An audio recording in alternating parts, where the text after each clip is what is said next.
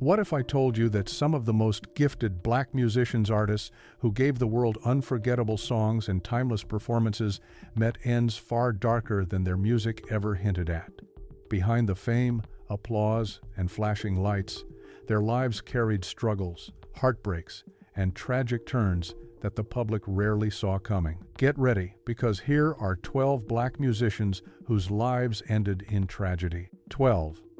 Sam Cooke. Sam Cooke revolutionized popular music by bridging gospel and secular sounds, earning him the title King of Soul. His silky voice and crossover appeal broke down racial barriers in the music industry during the 1960s.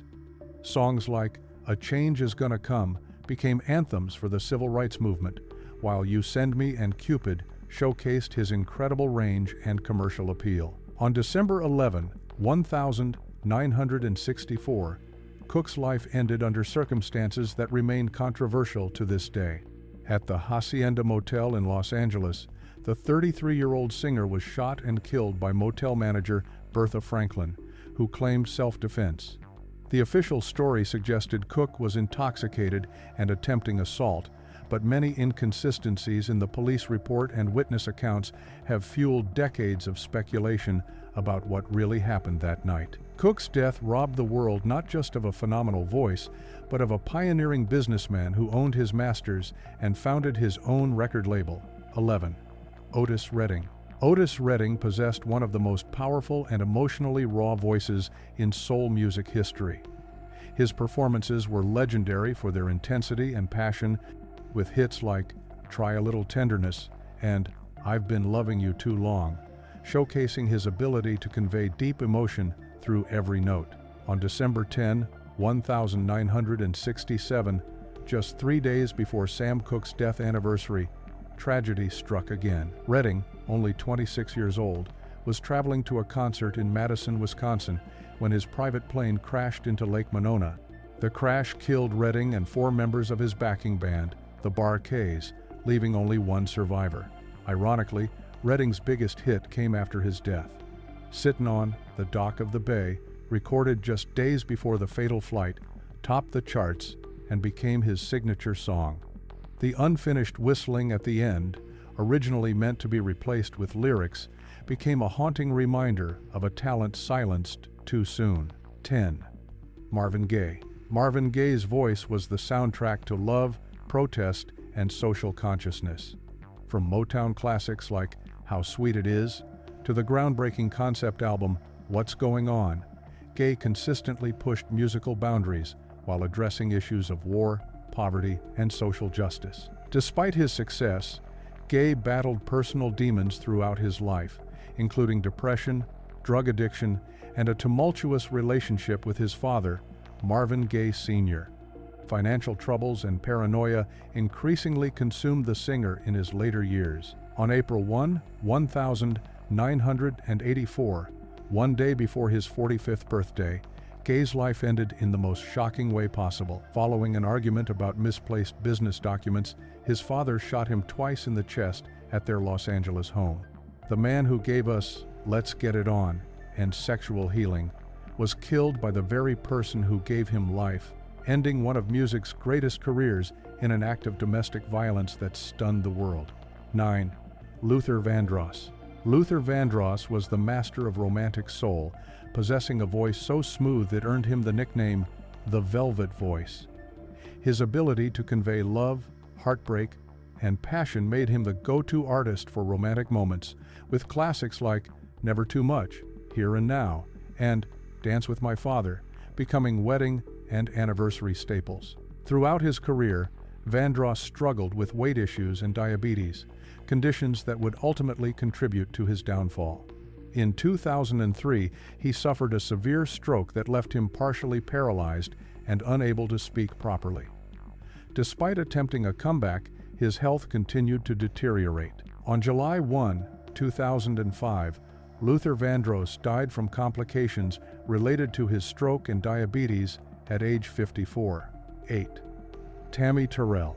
Tammy Terrell's career was brief but brilliant, particularly her duet partnership with Marvin Gaye that produced classics like Ain't No Mountain High Enough and "You're all I need to get by." Her powerful voice and chemistry with Gaye made them one of Motown's most beloved duos. Behind the scenes, Terrell suffered from severe headaches and health issues that were initially dismissed. During a 1967 performance with Gaye, she collapsed on stage into his arms, marking the beginning of a tragic decline. Doctors eventually diagnosed her with a malignant brain tumor. Over the next 3 years, Terrell underwent multiple surgeries while her condition worsened. She died on March 16, 1970, at just 24 years old. Some speculated that her brain tumor resulted from physical abuse by a previous boyfriend, though this was never definitively proven.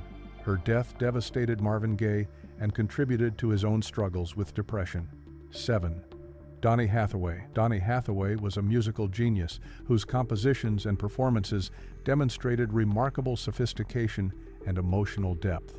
His collaborations with Roberta Flack, including "The First Time Ever I Saw Your Face" and "Where Is the Love," showcased his incredible talent as both vocalist and arranger. However, Hathaway's brilliance came with a dark side.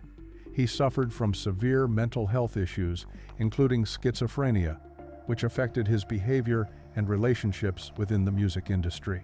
On January 13, 1979, Donny Hathaway's body was found on the sidewalk below his 15th floor room at the Essex House Hotel in New York City. He was 33 years old. The death was ruled a suicide, marking the tragic end of one of soul music's most gifted artists, whose mental health struggles ultimately proved overwhelming. 6. Frankie Lymon. Frankie Lymon burst onto the music scene as a 13-year-old with The Teenagers, recording the hit "Why Do Fools Fall in Love" in 1956. His high-pitched voice and youthful energy made him one of the first teen idols in rock and roll history, paving the way for future young stars. However, early fame came with devastating consequences. Lyman's career declined as his voice changed, and he struggled with the transition from child star to adult performer. He turned to drugs as a way to cope with his fading relevance and personal problems. By his early 20s, Lyman was battling a severe heroin addiction that destroyed his health and career prospects. On February 27, 1968, he was found dead on the bathroom floor of his grandmother's apartment in Harlem. He was just 25 years old, having overdosed on heroin. The teenager who once asked why fools fall in love had become a cautionary tale about the dark side of early success. 5. Bobby Womack. Bobby Womack was a master storyteller whose gritty voice and honest lyrics earned him respect as one of soul music's great poets. From his early days with the Valentinos to his solo career hits like "If You Think You're Lonely Now" and "Across 110th Street," Womack consistently delivered authentic, emotionally powerful music. His personal life was marked by controversy and tragedy, including his marriage to Sam Cooke's widow just months after Cooke's death, which damaged his reputation and relationships within the music community. Womack also struggled with drug addiction and various legal and financial problems throughout his career. While Womack lived longer than many on this list, dying in 2014 at age 70, his later years were marked by health issues and personal hardships that reflected a life of struggle behind the music. 4. Jackie Wilson. Jackie Wilson earned the nickname Mr. Excitement for his electrifying stage performances and incredible vocal range. His hits like "Lonely Teardrops" and "Your Love Keeps Lifting Me Higher and Higher" showcased both his powerful voice and dynamic showmanship that influenced countless performers, including Michael Jackson. Wilson's career was marked by both triumph and struggle, including financial exploitation by managers and record labels. On September 25, 1975, during a performance of "Lonely Teardrops" at a Dick Clark Oldies show, Wilson suffered a massive heart attack on stage and collapsed. The irony was devastating. He had literally given everything to his performance. The heart attack left Wilson in a coma, and while he eventually regained consciousness, he remained severely brain damaged and required constant care. He spent the final 8 years of his life in nursing facilities, dying on January 21, 1976. 1984, at age 49 from pneumonia complications. 3. Eddie Kendricks. As a founding member of the Temptations, Eddie Kendricks helped define the Motown sound with his distinctive falsetto voice on classics like The Way You Do the Things You Do and Get Ready. After leaving the group, he found solo success with hits like Keep On Truckin' and Boogie Down. Kendricks was a heavy smoker throughout his life, a habit that would ultimately prove fatal. In the 1990s, he was diagnosed with lung cancer, which quickly spread throughout his body. Despite his illness, he continued performing as long as possible, driven by both financial necessity and his love for music. Eddie Kendricks died on October 5, 1992, at age 52, from complications related to lung cancer. His death served as a stark reminder of the health consequences of smoking, ending the life of a man whose voice had brought joy to millions, but whose personal habits had condemned him to a painful end. 2. David Ruffin. David Ruffin's lead vocals on Temptations classics like My Girl and Ain't Too Proud to Beg made him one of the most recognizable voices in soul music. His raw, emotional delivery and commanding stage presence made him a standout performer, though his ego and behavior issues eventually led to his departure from the group. Following his exit from the Temptations, Ruffin struggled with drug addiction and legal problems. His attempts at a solo career were hampered by his personal issues and erratic behavior. Despite occasional comebacks and reunion tours, he never regained his former success. On June 1, 1991, David Ruffin died in Philadelphia from an accidental cocaine overdose. He was 50 years old, found in a hospital emergency room where someone had dropped him off anonymously. 1. Minnie Riperton. Minnie Riperton possessed one of the most extraordinary voices in popular music, with a 5-octave range that allowed her to hit notes most singers couldn't dream of reaching. Her 1975 hit Lovin' You showcased her incredible vocal abilities, particularly her signature high notes that seemed to float effortlessly above the music. At the height of her career, Riperton received devastating news. She had been diagnosed with breast cancer. Rather than hide her illness, she chose to become a spokesperson for cancer awareness, working with the American Cancer Society while continuing to record and perform as her health permitted. Despite undergoing a mastectomy and various treatments, the cancer continued to spread. Minnie Riperton died on July 12, 1979, at just 31 years old, leaving behind a young daughter, Maya, who would later become known as Maya Rudolph, and a musical legacy that demonstrated the power of a truly exceptional voice.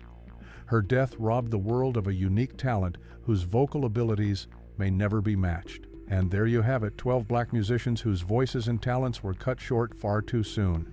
Which of these stories shocked you the most, and which artist do you think deserves so much more time in the spotlight? Share your thoughts in the comments, and if you want to keep uncovering the hidden truths behind fame, don't forget to hit that like button, subscribe, and turn on the notification bell, because there are even more stories Hollywood doesn't want you to remember.